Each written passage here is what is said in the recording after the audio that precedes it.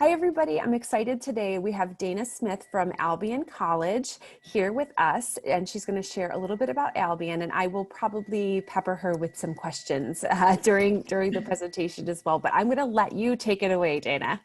Perfect. I'm ready for all questions. Okay, awesome.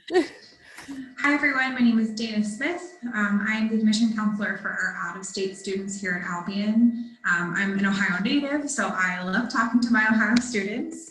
And I'm really excited to share more about Albion with you today. Got it. Okay. So I always like to start with some Albion College quick facts. I know that a lot of you are going to see a lot of numbers throughout this college search process, so I always like to point out the big ones. A lot of students always ask, oh, like, what are your admission requirements to get in? What's the minimum I need for that? But I always like to talk more about averages. So our average ACT is a 25 and our average GPA is a 3.5. If any of you are going to take the SAT, we accept both the SAT and ACT. But I know that Ohio is an ACT state, so you're probably going to be taking the ACT. We are all undergraduate, small private liberal arts school.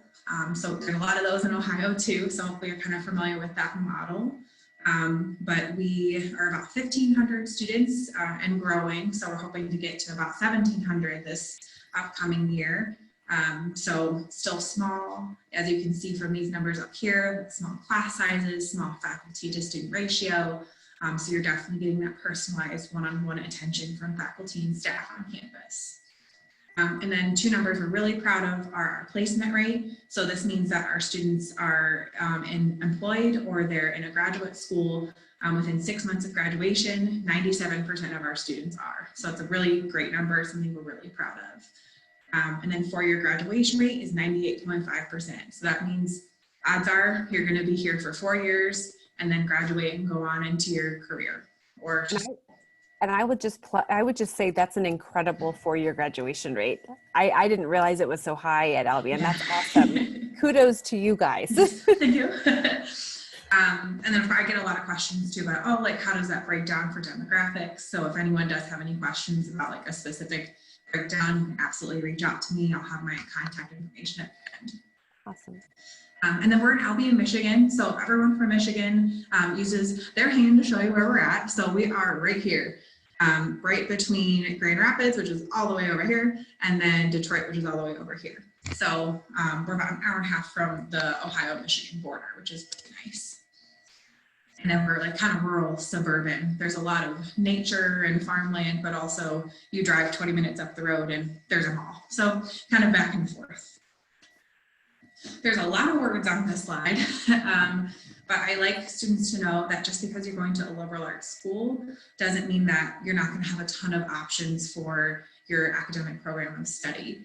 So these are just our academic departments on campus. I would have put all the majors up here, but then you really wouldn't have been able to read everything.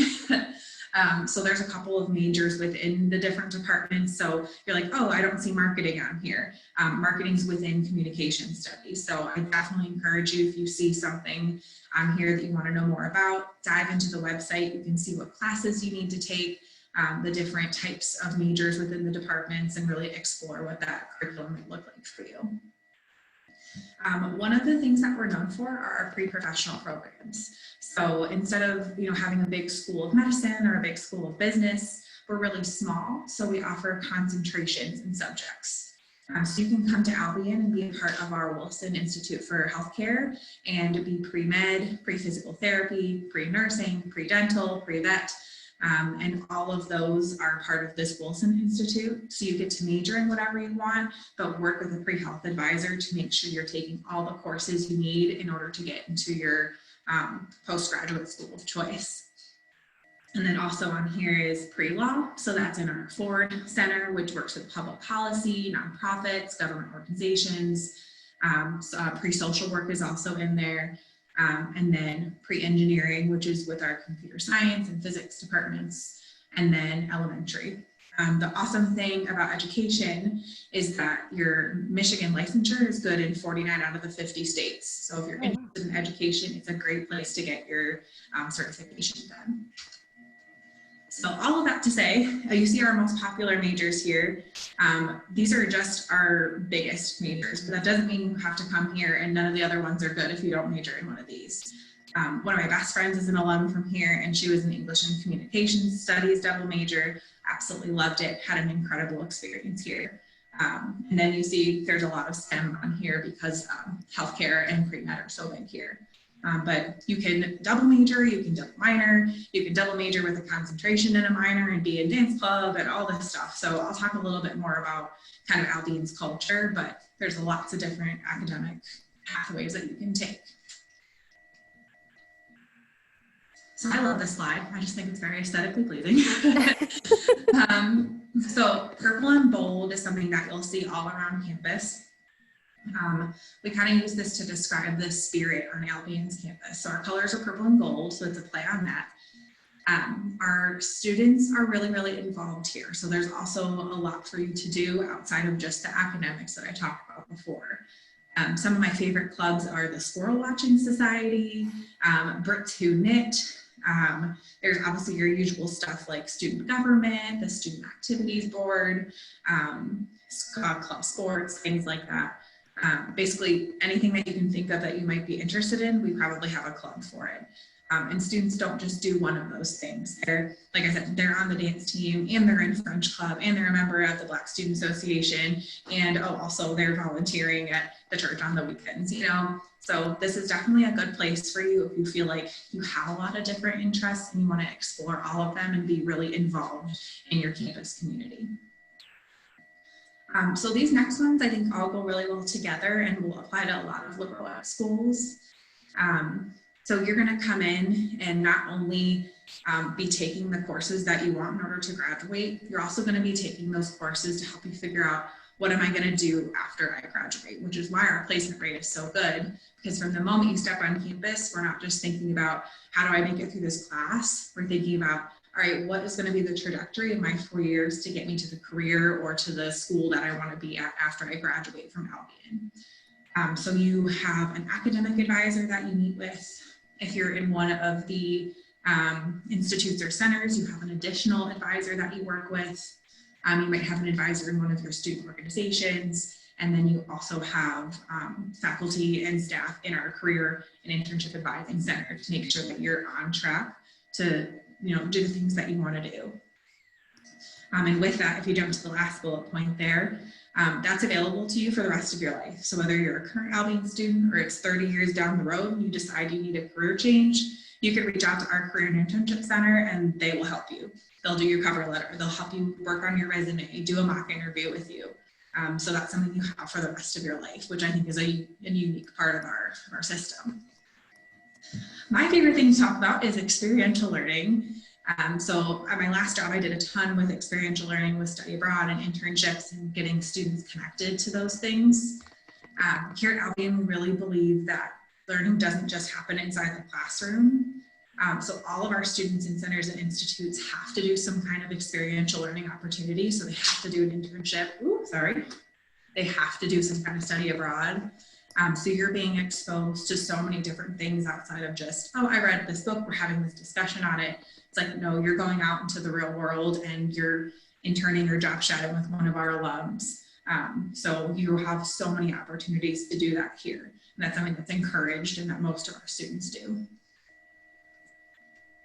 Yeah, I gave you a sneak peek of this one already. We are a Division III school. So we always say student athlete, student definitely comes first in that.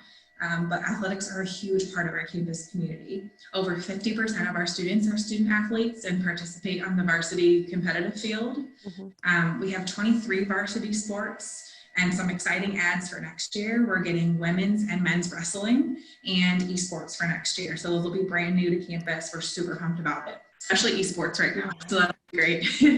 Esports is very, very hot right now. Yes. I don't understand it. I have to be honest. Same. Yes, yeah. But it seems like it's a good thing. So yeah, so that's coming. We're really pumped about it. And then of course there's club sports and things like that as well. As some of you may know, Division III does mean that we're not able to give athletic scholarships. And so that's a good thing to keep in mind as you're thinking about what value am I placing on what athletic I'm going to do in college. For anyone who might be interested in athletics, I would definitely encourage you to reach out to our coaches. They are always recruiting, and we have a really successful roster, especially with like basketball and football. They are in the conference championship every year. So really, really great set of sports here. And then the website is gobrits.com. So a nice, easy one to remember for athletics. What's a mascot? We are the Britons. So the cheer is Go Brits. He's an actual mascot. We just used him. We shot some footage the other day for a video, and one of our admission counselors dressed up as Brit. He looks just like a fighting warrior from the olden days. So he's a great guy. What are some of the schools that you compete against in athletics? Yeah, so we're in the MIAA, which is Michigan's oldest athletic conference. So it's a lot of the schools that were founded at the same time that we were. So Adrian, Olivet, Calvin, Hope, kind of all of the ones that are about our size, a lot in Southern Michigan for sure. Got it. Awesome. So we talk a lot about the Albion Advantage. If you come to campus, we'll talk about the Albion A's, and this is always one of the ones that we talk about. So something that we're really proud of is our very extensive alumni network. So you see here they're kind of divided into two sides. The one is all of the graduate schools that our students have gone on to attend, and the other one is everywhere that we have an alumni working. So these are all places where we have connections. So we always joke, of course, we're going to put the best looking things up on the screen. But what's pretty awesome is maybe your career goal is to work at Google and be one of the programmers there.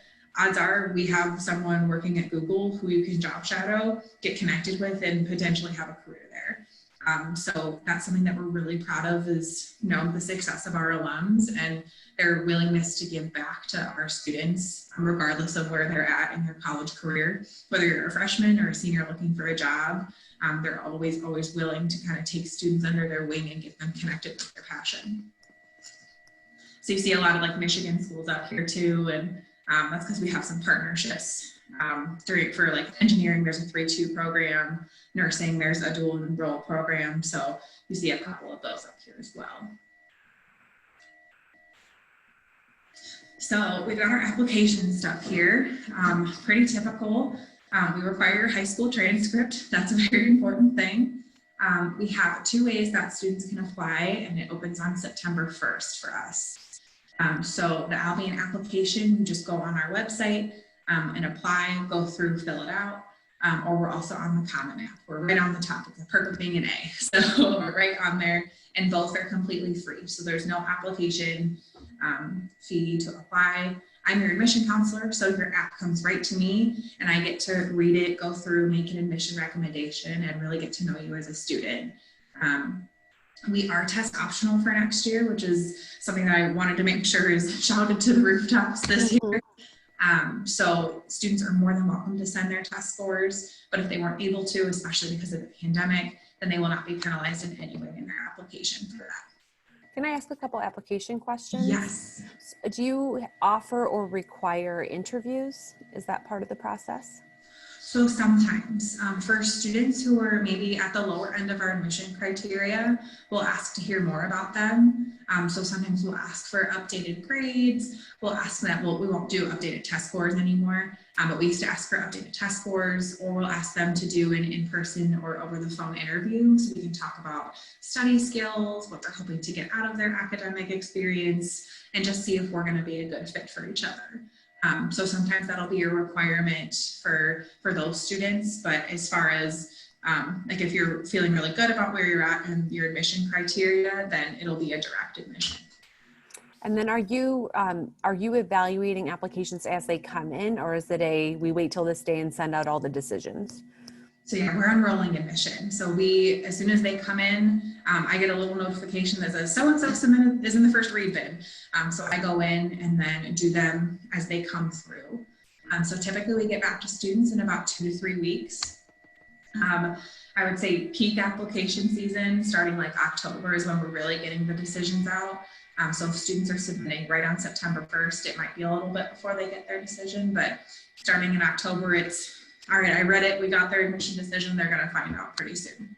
That's great. And then my last question, you might be getting to this. I don't know if you're going to talk about financial aid or scholarships, but with test scores being optional, is there an alternate metric that you're going to be using to look at them in terms of merit awards?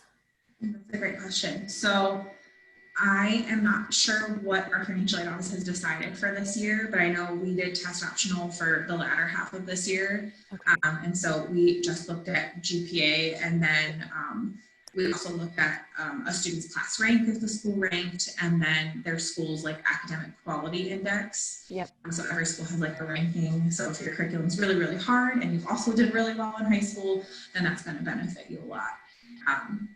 So we looked at all of those things. So I assume it'll be similar for this year, but they haven't made any final decisions yet. Okay, thank you. Yeah. And I don't have financial aid in this presentation, but I will talk about it. Like at the end, Yeah, sure. I'll give you an overview. So, so these are some of our FAQs that we get a lot, especially working with a lot of our out-of-state students. These are the kinds of things that they're interested in, and so I always try and talk about these. Student support on campus is something that I'm the most proud of that we do here at Albion, especially for our typically underserved students, which I'll talk about a little bit when we talk about diversity. But from the moment you're here, you literally have to try not to get help when you get here. There's mentorship programs for our students who, again, are maybe at the lower end of admission criteria. We have what's called the Britain Path program. So it's a supported admit system where you're getting help with time management, with study skills, with just adjusting to college in general. You get a faculty and a student mentor. And so you're able to really transition into college. We also have something called Smooth Transitions, which is for our students from typically underserved backgrounds, where they're also paired with a student who's in a similar situation that they're in, who's kind of their guiding force and mentor throughout their time on campus. So really great kind of mentorship programs that are built in for you as soon as you're here. And then we also talk a lot about the first year experience. So you're not just thrown to the wolves when you get to Albion. It's really all about making sure you feel a lot of camaraderie and community with your fellow first year class, making those really strong connections as soon as you get here so you feel like you're a part of the community. So that's a very general outline of student support. We have a learning support center. So if you have any different learning accommodations that you need assistance with, that's right on campus. We have this new great initiative called the Color Center, which is going to bring together all of our tutoring and skills and writing center things all together, so they're all in one place, and that'll be brand new this year, so we're really excited about that. And those are things that all students have access to, regardless of whether they're struggling or thriving. They all have access to it. Awesome.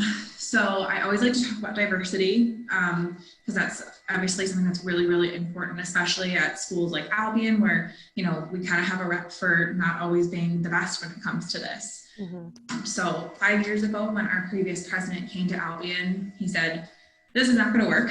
We really want Albion to look like what our world looks like. We want to support and retain those students. So I just did the math, actually. It's like, I'm going to do it real quick before this presentation. Our incoming class is 30% domestic students of color, and that doesn't include our students who identify as Hispanic. And then it's 50% first generation for this incoming class. So super proud of those numbers. Campus as a whole, those are both a little less, just as we've been working towards caring for and retaining those and supporting those students. But super proud of that for this year. You should be. I think that's, you know, well, you should be. I mean, I think that there's, you know, there a lot of schools that talk about change, mm-hmm. and you guys are doing it. And so I think that that's, yeah. And I, as a first gen student myself, kudos for that, you know, those figures, because I think a place like Albion is actually a really great place for students who are first gen coming in, getting the support they need, and going into a student population for those students of color coming in, trying to go somewhere where they can't find people that look like them. You know, it can be incredibly challenging, I'm sure. And so I love that you guys are not just talking about it, you're doing something about it. Yeah, it was something when I interviewed here, I was like, let's talk about what you guys are doing. And they were like, Yeah. you're going to fit in great here. So that was great. We just got a new president. And one of the really big things that he's focused on is that same dedication to diversity, equity, and inclusion. So every office on campus has to make up a diversity, equity, and inclusion plan for how we're going to continue to support not only our students, but continuing to broaden our staff and faculty as well. So deep institutional change that I am really, really excited about. And you can see again how it's benefited our students. So yes. And then finally, I've gotten a lot of questions about when students can visit campus. So right now we are in, I think, phase 3 here in Michigan. So I think once we're in phase 4 is when we're allowed to have juniors visit campus. So I guess technically you guys are seniors now because school's starting soon. So as soon as visits are available, they're going to send out kind of a mass "you can come now" message. So I think it'll be once students are all settled on campus, once we've established, you know, that it's safe and students are being healthy and we have a great testing regimen, then I think they're going to be able to open it up to on campus, out of state, underclassmen visits, which will be very exciting for us. But until then, we have a bunch of virtual visits that students can take part in. I'm running one actually on Friday, so I'm really excited about that. And those will be run all throughout the fall as well as options. And those virtual visits, are there opportunities for prospective students or families to interact or to have conversation, I guess, with faculty, current students? Like what's included in those virtual visits? Yeah, so we've got a couple of different types. So our bigger group visits, it is a lot run by admission. So we break it out into sessions depending on whether you're a senior or a junior, or we have like transfer students that we do special sessions for. But we have been really lucky that our tour guides have still wanted to share their experiences. So we've been able to do virtual student panels with them as well, which is great. And then we've got a bunch of like virtual tour videos of different spaces. And actually one of our amazing faculty members has been giving the welcome at each of our virtual events. She's one of our English professors. She always talks about Moby Dick. She's awesome. And I think that the plan for the virtual visits moving forward is to offer more opportunities to engage with faculty, especially once we start doing individual virtual visits in September. So we're excited to have more engagement in that capacity. Yeah, I think that's one of the silver linings of all this time right now is there's actually been opportunity to engage more people from campus that maybe because of schedules or whatnot, you wouldn't normally have access to. Yeah, absolutely. So yeah, so that's kind of our visit plan.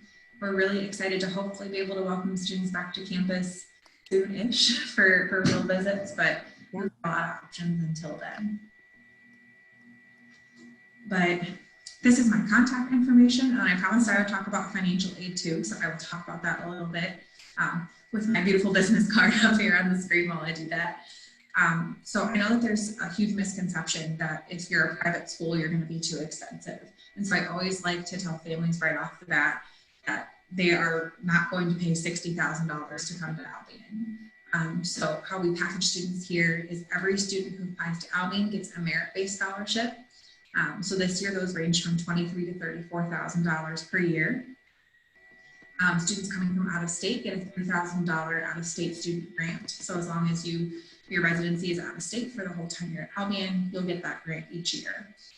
We also do visit scholarships. So those range from $1,000 to $3,000.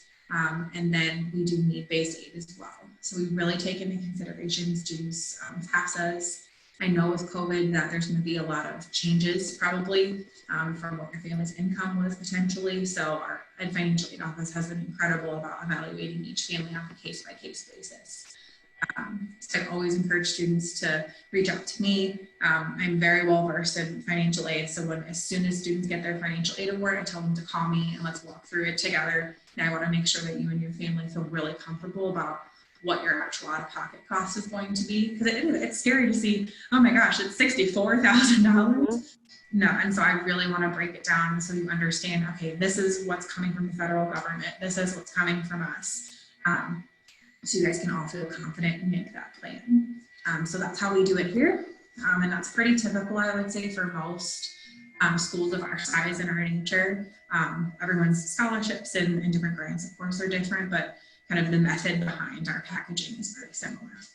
Well, and one of the things I often tell families is that the way that you are treated during this part of the process is oftentimes a good indicator of what your experience might be as a student. So the fact that you're taking the time to have those conversations one-on-one with families to walk them through it, because again, going back to the fact that you have a lot of students who are coming from first gen, where they're the first one going through that, can be incredibly daunting to think about even how to interpret the financial aid award letters, what the next steps are. Am I signing the right papers? Am I doing all of these things right? It can be really scary. So I love that they have you as a personal connection, Dana. I think that's awesome.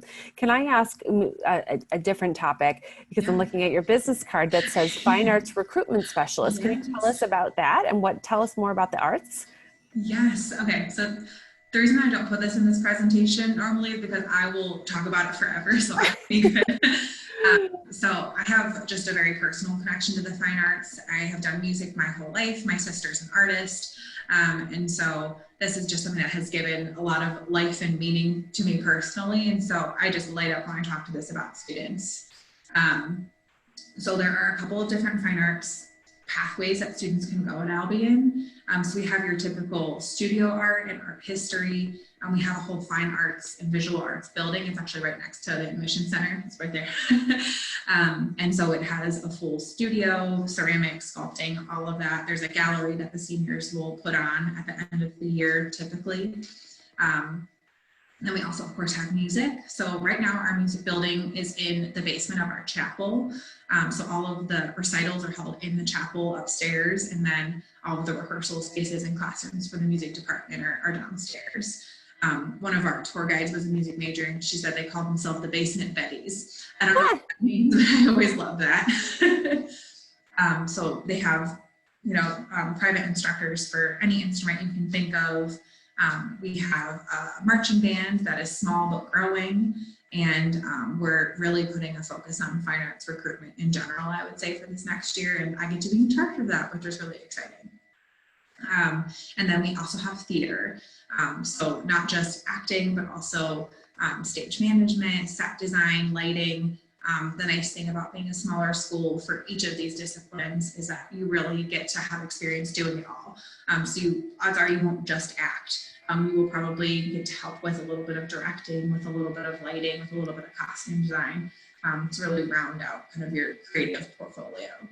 I think it's important. Talk about it forever. So. Yeah, no, that's great. And Dana knows, but I have a student who's at Albion, and I will tell you that the visual arts piece was a very big part of her decision to go there. She was during the tour, that was really attractive, just how robust the arts program was at a school the size of Albion. And it was clear, to her that was really something that was a standout piece of it. So I, thank you for sharing that. I love that you get to be the specialist in that area with all your passion around it. Yes. I think you made the right choice. Yes, so. I think so too. I'm like, thank you for giving me this. And they're like, okay, Dana.